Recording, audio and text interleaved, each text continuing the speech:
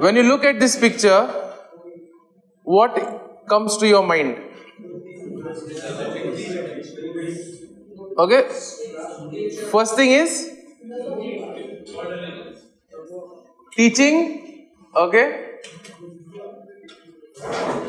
next, anything, observe closely. Okay, there appears to be exam. Okay, anything else?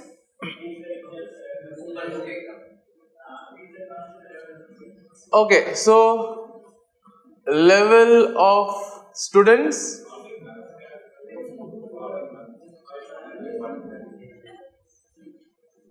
Anything else? Okay, the teacher student.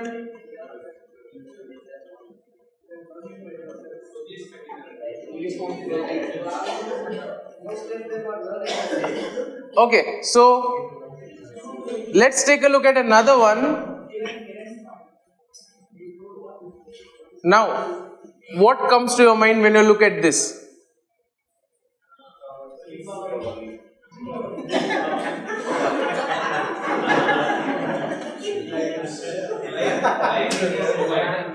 Okay, you have light being around. So in a way, here they have tried to give a pictorial description of enlightenment, what you get as a result of the Buddhist teachings. Okay, next, there is something that you all would have studied about Buddhism last year in your course on Introduction to World Religions. Something reliance on non-violence.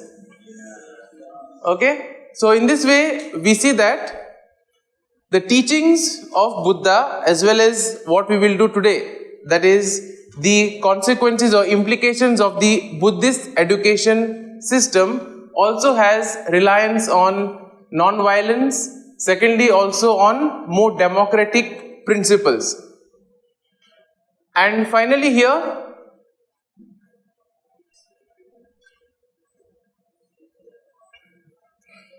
so therefore, today's class will be based on Buddhist education, and first and foremost we shall begin by where we left off last time. Okay, that is the teacher student relationship.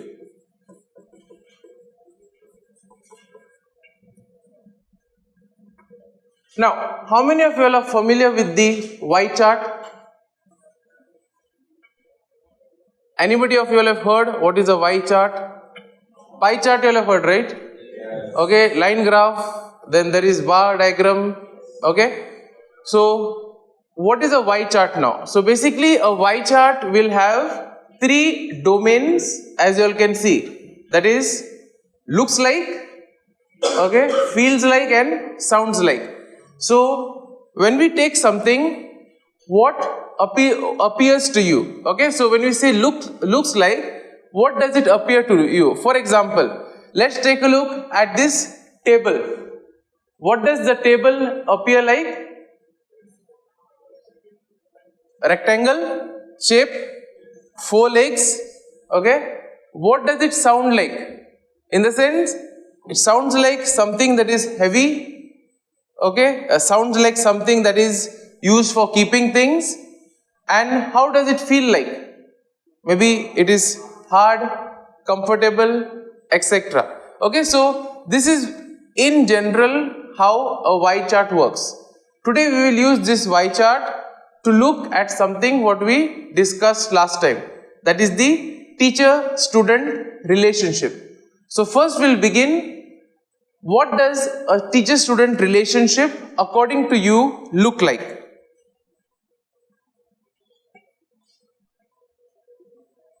Okay, for example, just picturize a classroom setting, okay, and what comes to your mind when you look at the teacher and the student in the class? How does it look like? Okay, let me begin. Okay, teacher standing.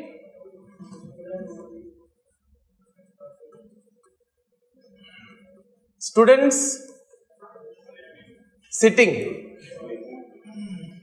sleeping, dozing. Okay. Now let's build on this. What else do you visualize when you think of the teacher and the student in the classroom? Okay, taking notes. Taking notes. Then you have explanation, questioning,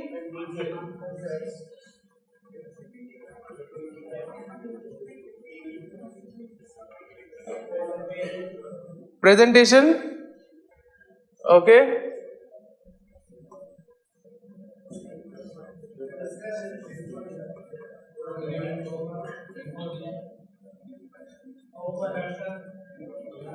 Homework, imposition, somebody said.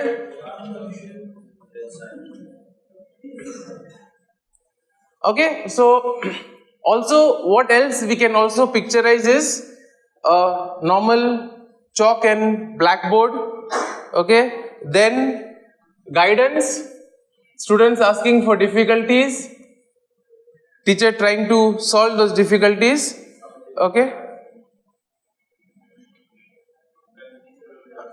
Okay, teacher absent. Then also we can picturize a classroom with posters, right? For example, in the class here, we have different philosophers, different grade. You have the map, you have the timeline, etc. So also you have certain posters. Okay, projector is there, also the smart board is there, etc. So good. This is what you all visualize in a classroom setup. Now let's come to what does it sound like. So for example, now let your auditory senses take charge. So imagine you're in the class, what do you all feel? But keep it in the context of the teacher-student relationship.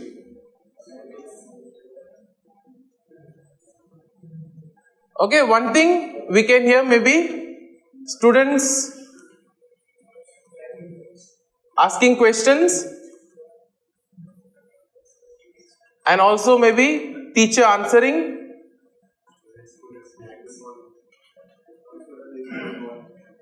Okay, greeting, salutation.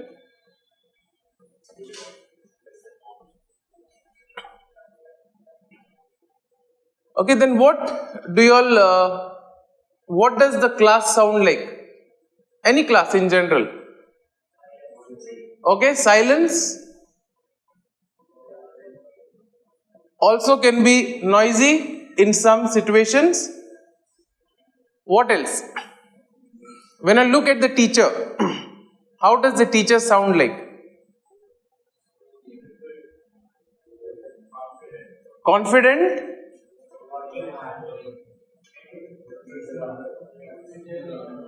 Can also be boring sometimes. Commanding.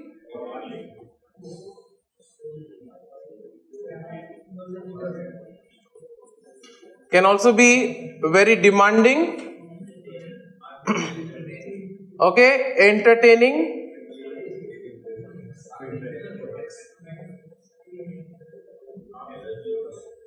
Friendly. Also at certain times the voice can also be soothing, right? So that is those on the last benches, it becomes very easy to fall asleep because it is one nice tone, etc. Okay, then also we see some kind of trust and respect, right? So the way of asking questions or addressing is a bit respectful. Okay, you will not address the teacher as the same way as you shout to your friend on the ground. Next also we see that there is a kind of a trust. You can sense or you can feel a kind of a trust between the students as well as the teachers. Next, anything else when it comes to questioning, what do you all feel? Like when the student questions a teacher, what aspect is kind of satisfied in the student, or what is being fulfilled? Okay, information one thing, but can we call it curiosity? Okay, or the thirst for knowledge. Now let's come to how it feels like. Okay, how does the classroom setup feel like? Comfortable?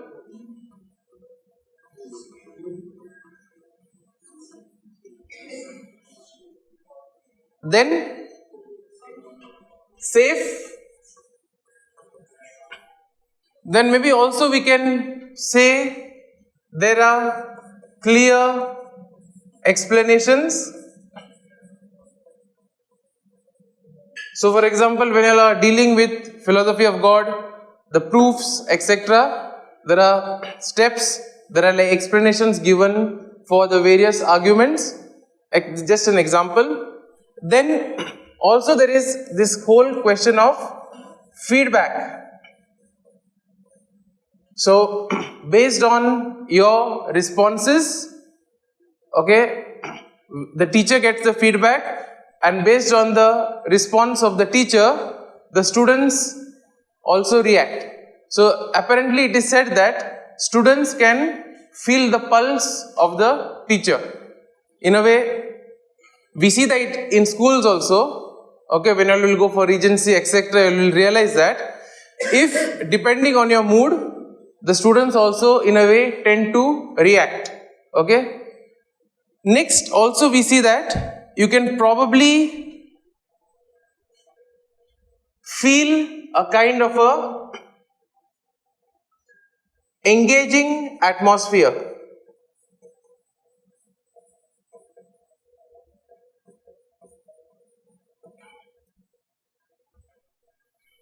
Okay, so this is basically, in short, we can go on and on with this.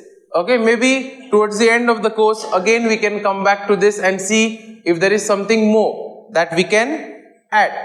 But today, let us move forward and let us continue with some of the other qualities which we left off from last year, from last class. So, when we speak about the teacher-student relationship, first and foremost, in the Buddhist education system, it is a close, it is pure, good and affectionate. That means there is, as you all have already said, a lot of trust, respect, and this is mutual.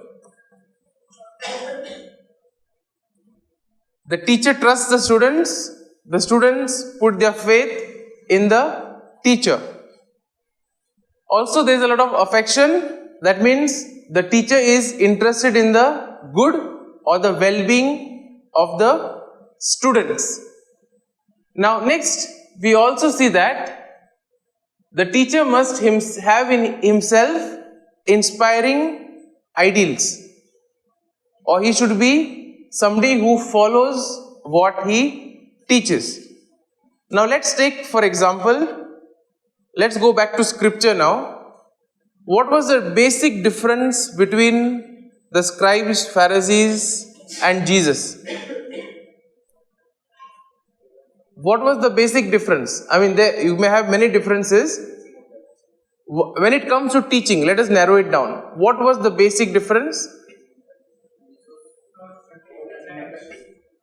Okay?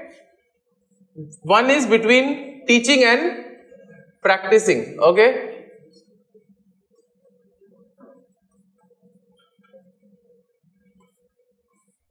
So, with regards to teaching, what can we find? Is there any difference?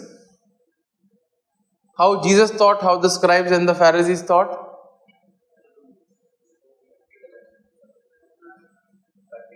Okay, so in a way, maybe we can say that Jesus' teaching was simple,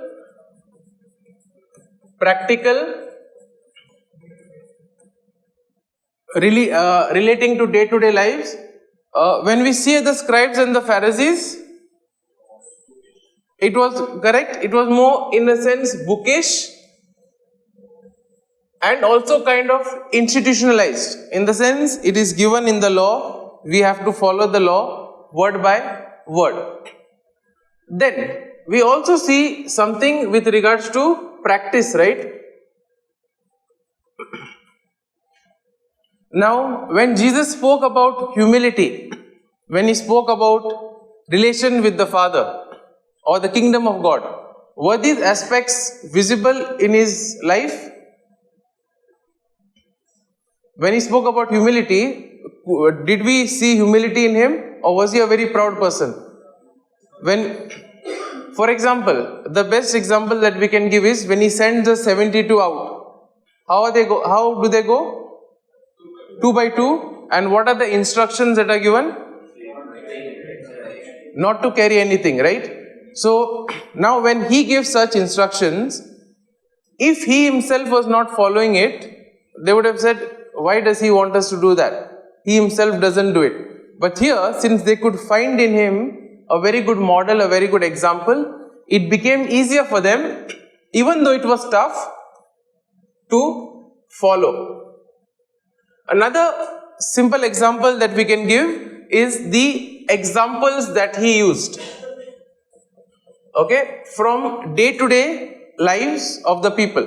So when the people really knew what they have to do and why they have to do, then it became more sense for them. Otherwise, the rules, the laws just became a burden. So in this way, we see that a teacher must be inspiring. Teacher must be the one who inspires confidence, who motivates the student. Secondly, also, in the Buddhist education system, it was necessary that the teacher spend his life in simplicity and constant study. That means there is a constant learning going on. Which means that every year, depending on the need of the students, the teaching also changes. That means you cannot use PPTs which were done some 10 years ago and teach today. Okay, why? Information has changed. Okay, the students may be different. That batch may have been slow or very bright. This batch may be different because each batch is unique in a way. So therefore, the teacher should spend time in constant study, revise and adapt. And that is why we see Buddhist education was an holistic education, because it focused on all these minor points. Next is use of reason and experience. Okay, why do you think it is important? Reason. If something is just told without giving proper reasons why we are supposed to do it, we see that we question, why should I do it? Only when we know, okay, why there are certain rules, okay, for what is the reason for it, then it becomes easy to follow.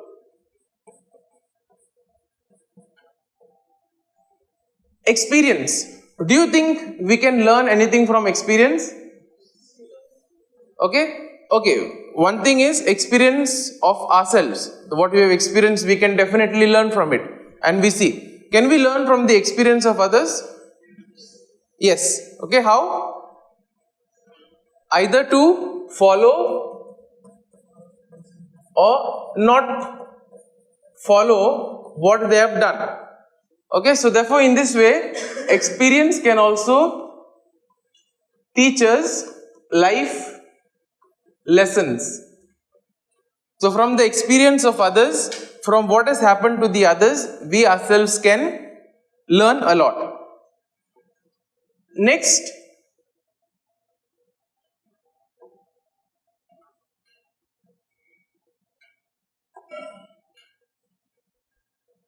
Next, we also have freedom of thought.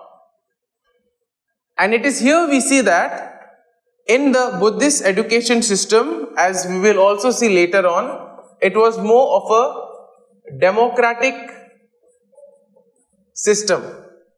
Now, what is a democratic education system according to you?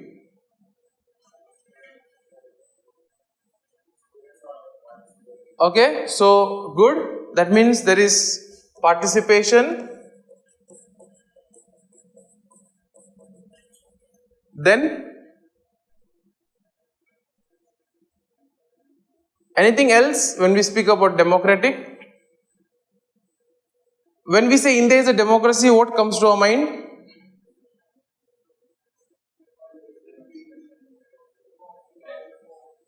Okay, in this context, can we get something? What are the rights, values, anything? Freedom, okay? So that means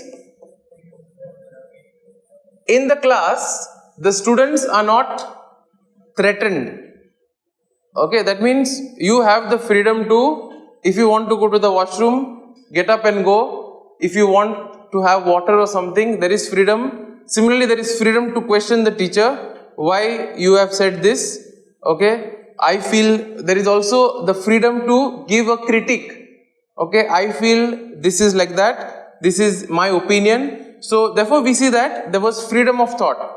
And when there is freedom of thought, as you know, it leads to critical thinking. Now we see that Buddhist education was not only related to studies. There was a lot of morals and behavioral conducts were also taught. That means when you finish your education, not only have you been formed intellectually, but you also have been formed socially.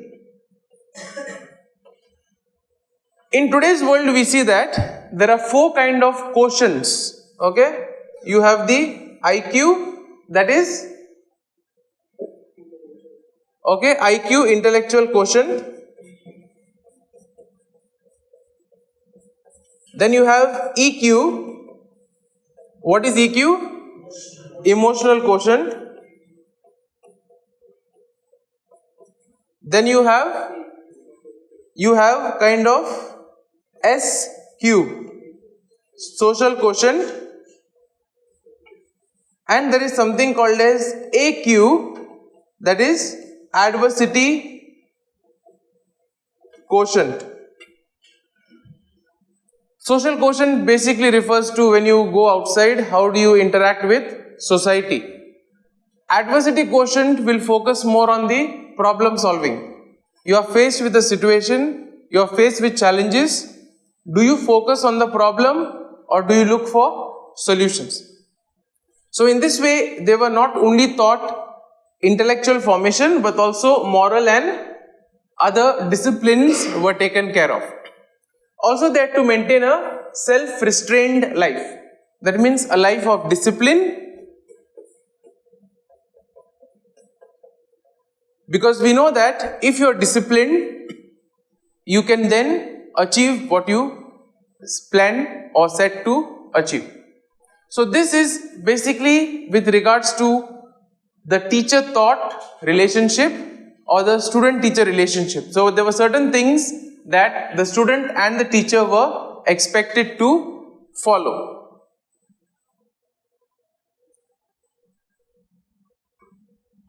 Now, when we look at the implications of Buddhist philosophy, okay, first and foremost, let us try to look at the practical relevance of it today. Now, we have learnt about the teachings of the Buddha, you have known about the principles of Buddhism, you have also seen how the education system was in the last class, where we dealt with the, how many tier system? 2 tier, right? You have elementary and higher. Plus, today we saw the teacher-student relationship. Why do you think it is relevant?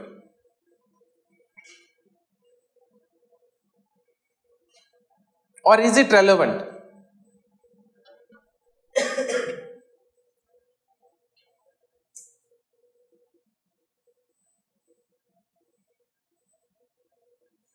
Do you think Buddhist education system is relevant today, or is it outdated, is it old?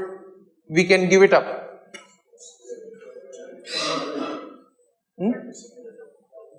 Reason? Okay, use of reason.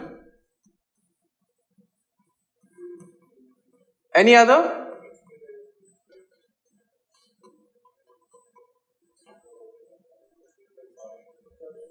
Okay, to some extent.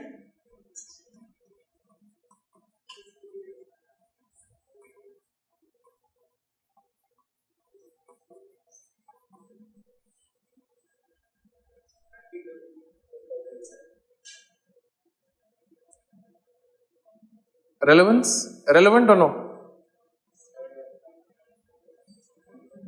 Okay, can we speak something about holistic development? So in a way we see that it, as we already have seen, it stressed on the balanced development of the individual. And therefore we see that in today's education system, there is an emphasis on this integral formation. Therefore we see that more and more parents want to send their students to schools other than the state board.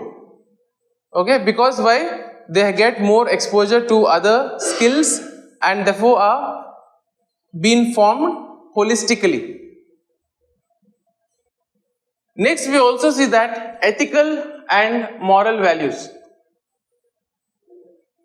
Intellectual formation is one thing, but if a person doesn't know how to behave in society, doesn't know how to handle situations, then we see that there is no use of he being very intellectual, etc. So for example, let's take the situation of a company. If a person, however qualified he may be, if he cannot get along with the others, okay, he will not be an asset to the organization. So in this way we see that ethical, in the sense not misusing things, not kind of exploiting others, as well as certain moral values are also relevant, which in a way are also part of the Buddhist education system. We spoke about democratic and inclusive education, where students in a way have the right to question, they have the freedom in the classroom. Then you also have practical and vocational teaching. It was not only a teaching that was meant for intellectual, but also skills were developed so that when the student ventures into the world, he can be a asset to the community or the society. And also social development, as we said, more in line with the ethical and moral values.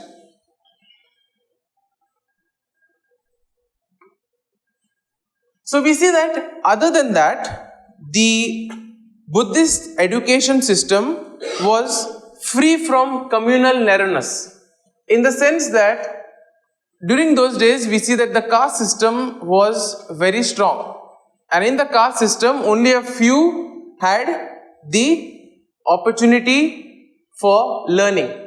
So here we see that this system was free from the narrowness. There was no favoritism,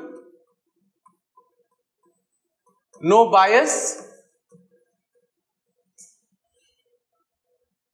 and there was no caste creed distinction. In a way, all were equal. Next, we see that there was total development of the personality. As you all have already said, it was a holistic development which focused on physical, mental spiritual and emotional development.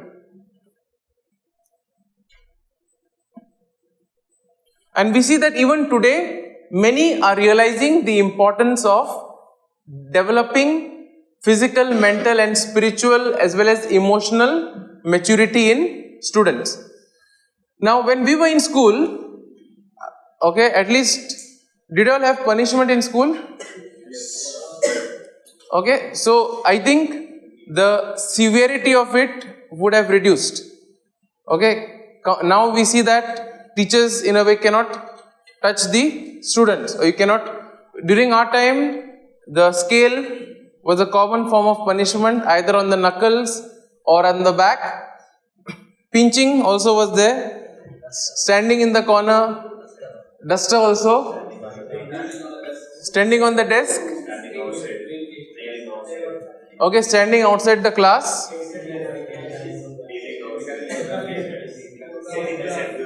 okay, so we see that,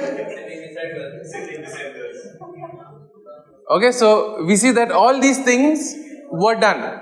But in the Buddhist education system, there was no corporal punishment. In a way, such kind of punishment was completely forbidden.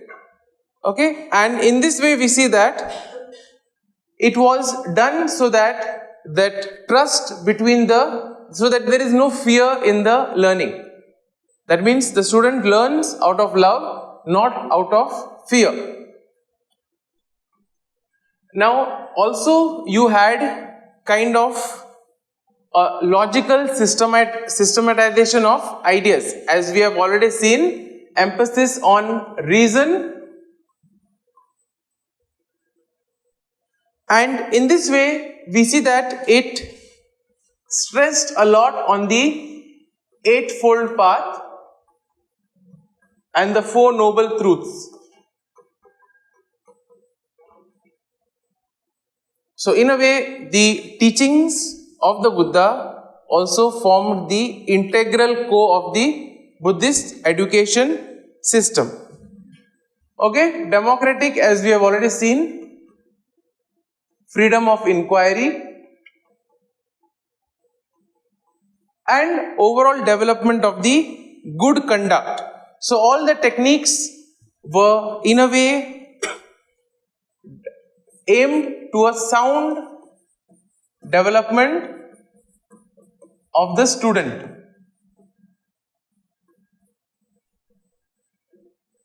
So rather than just teaching for the sake of teaching, rather than just having education for finishing the education, here the good conduct was also something that was there, both on the part of the student as well as on the teacher.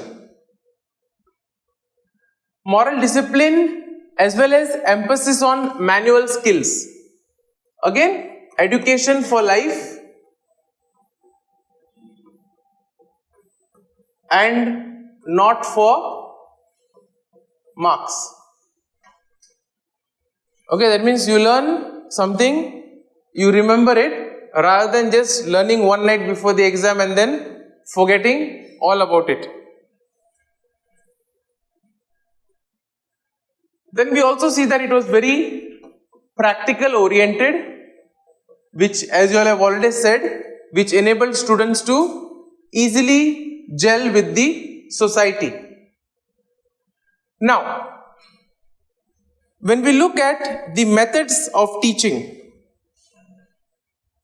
now from this itself, can anyone tell how do you think the teaching method would have been based on what you all have already learned about Buddhism? How was the instruction done? You had oral instruction, as we have seen in there was also this preaching method. Okay, there was focus on repetition, discussions, and debates. So last time we dealt with the book method as well as the preaching method. So here we see that also you had the use of books which also help in the education system. So as we see, preaching, repetition, exposition or various topics. So somebody comes up with a theme, what you all will call presentations today. You all study something, come and explain it to the whole class. You also had discussions and debates as well. So next also we see that international impact. In what way did Buddhist education have an international impact? Any idea? We see that just as once we finish our formation, we go out to the world, right? So people sometimes go to other provinces, people go to other countries, etc. Same thing also happened with the monks and the nuns. They went to other countries and there was kind of an inter-cultural dialogue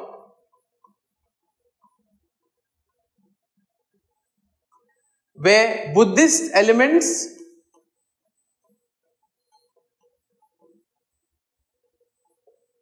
got mixed with the other culture. Also had people from other parts of the other countries coming to learn in these Buddhist education institutions. Because we see that at that time, this was something that was different compared to what was going on. Now, we also see that value education and character development was one of the main important aspect of the education, because ultimately the goal of education is to have good citizens, good and also responsible individuals.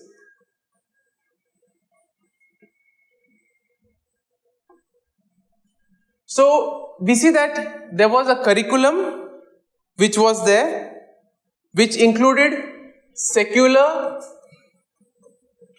plus religious subjects. Okay, in last time when we dealt with the subjects of the elementary and the higher education, we have seen that there was a well-balanced mix of secular as well as religious. Then also you have the structure. We see there was this two-tier system.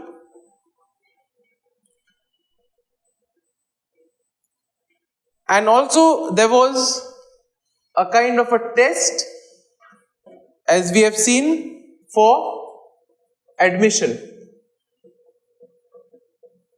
And we see that the entrance test is relevant even today. So therefore, we see that education became more of a social institution rather than just becoming something for imparting knowledge. It was now a social institution which also gave practical subjects equal importance. And therefore, it was a collective teaching methodology wherein the teacher and the student learn together.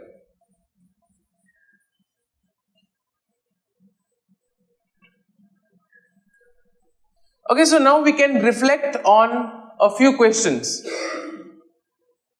Okay, first and foremost, how did the non-communal and inclusive nature of Buddhist education contribute to the social cohesion and harmony in ancient India? What lessons can today's education systems learn from this approach to address issues of discrimination and inequality today? Okay, just think for a few minutes.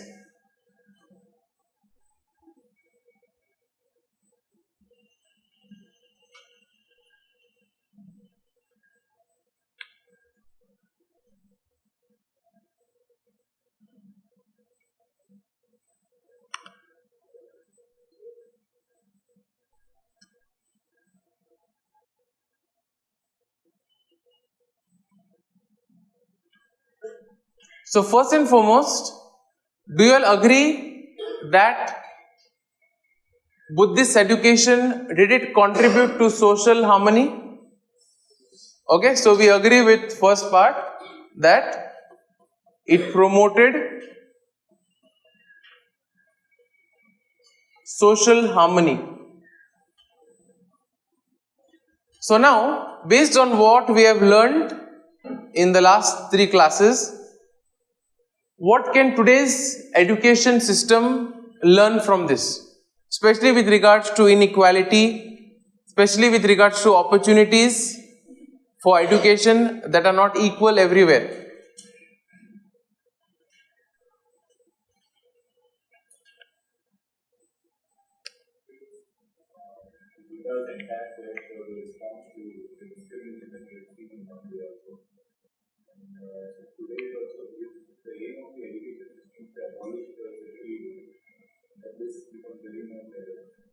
Okay, so in a way, to abolish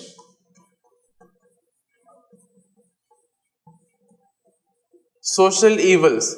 And what is one of the best ways of, in a way, abolishing evils? Knowledge. So that is, in a way, creating awareness. And also we see that literacy. Right? So if you are illiterate, you can easily be manipulated by others, okay, which can then cause to your oppression, etc. Any other ways we can address discrimination? Okay, critical thought, that means you are questioning the authority.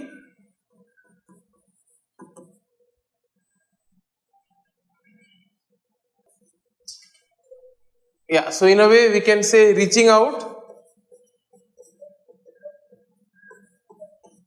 Also we can say exposure, right? So when, for example, you get opportunities to go to other places or other centers of education, you also in a way learn more. So for example, we see that those who go to the West, in a way they come with a much broader outlook, okay, and in a way which also contributes to overall development.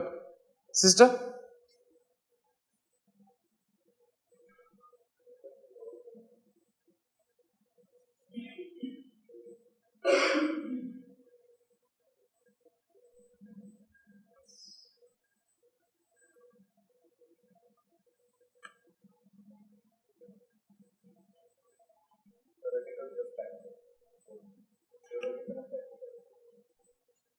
Okay, so giving theoretical, practical can also help to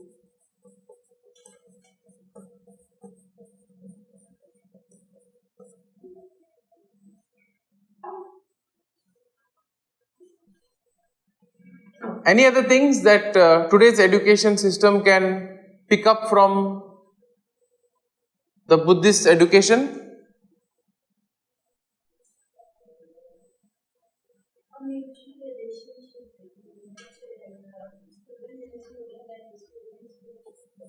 Okay, so mutual relationship.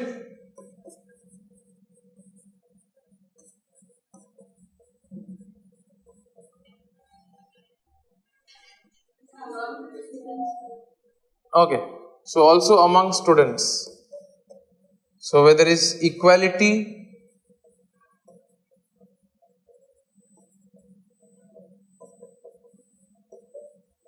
respect, etc.